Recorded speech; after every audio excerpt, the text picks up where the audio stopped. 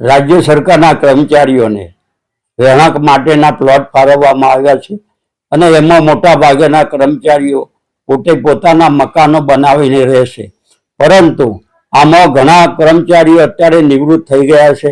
અને ઘણા કર્મચારીઓના પોતાના આર્થિક કારણોસર અથવા કોઈ પણ બાળકોને સેટલ કરવા એના કારણોસર એમને મકાન વેચવાની અત્યારે ફરજ પડી છે। તો આ મકાન વેચવા માટેની હાલ કોર્ટમાં મંજૂરી કોર્ટમાં મેટર ચાલતી હોવાથી આની મંજૂરી મળી શકાય એમ નથી, જેના કારણે એ પોતે મકાનો વેચી શકતા નથી, જેને લઈ આ મુશ્કેલીમાં મુકાય છે। પણ આ જે મકાન રાજ્ય સરકાર દ્વારા જો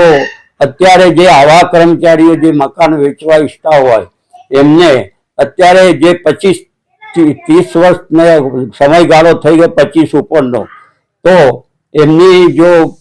સરકારની નીતિ પ્રમાણે એ વેચાણ કરી શકે, પરંતુ એમાં સરકારની મંજૂરી લેવી પડતી હોય છે। એટલે જો આ સરકાર એમાં થોડો કંઈ ફેરફાર કરી કે 0 પ્રીમિયમ થાય અને એમને 25 વર્ષ થઈ ગયા, એમને સરકારની મંજૂરી લેવાની જરૂર નથી એવો જો પરિપત્રમાં સુધારો કરી અને સુપ્રીમ કોર્ટમાં પોતે આ જે હાલ મેટર ચાલી રહી છે એને આવા જે કર્મચારીઓ હોય એને મંજૂરી આપવી એવું સહાનુભૂતિ પૂર્વક વિચારણા કરી અને એ સુપ્રીમ કોર્ટને વિનંતી કરે એવી અમારી નમ્ર અપીલ છે।